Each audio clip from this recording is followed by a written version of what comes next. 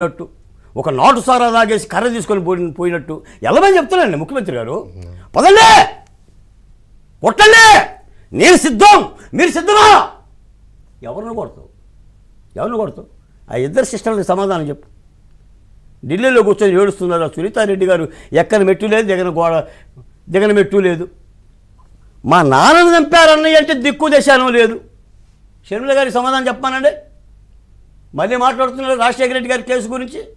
షర్మిల గారు బయటికి ఎందుకు వెళ్ళారో చెప్పాలని జగన్మోహన్ రెడ్డి గారిని. 3200 కిలోమీటర్ల పాదయాత్ర నీ ముఖ్యమంత్రి పదవి కోసం చేసే ఒక షర్మిల గారు బయటికి వెళ్ళి ఎందుకు మాట్లాడుతున్నారు? మీ చెల్లెలే కదా, నువ్వు తనుబాటు తాగిన తర్వాత తాగింది కదా షర్మిల గారు.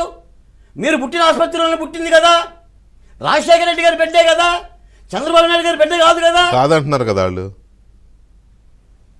చెప్పాలి మీరు, ఆంధ్ర రాష్ట్ర ప్రజలు ఆలోచించాలి. మరి ఇప్పుడు ఆయన ఒక అలవాటు చేశాడు, ఏంటి అనకూడదు కానీ ఇప్పుడు ఆ సందర్భం మంచిది కాదు కానీ ఊరికి పదే మనం కూడా మాట్లాడడం. కానీ తప్పట్లా లోకేష్ పుట్టుక మీద చెత్త అంతా వాగారు అసెంబ్లీలో, ఎంకరేజ్ చేసి పక్క నవి వికటాటహాసాలు చేశారు.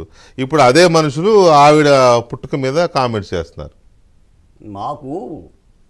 మాకు శాపమో పాపమో తెలియదు కానీ ఒక హిట్లర్ ఊగినట్టు ఊగిపోతున్నాడండి. రెండో ప్రపంచ యుద్ధ గ్రంథాలను చదువుతున్నాడు. మరి సజ్జల రామకృష్ణారెడ్డి గారు ఇస్తున్నారేమో.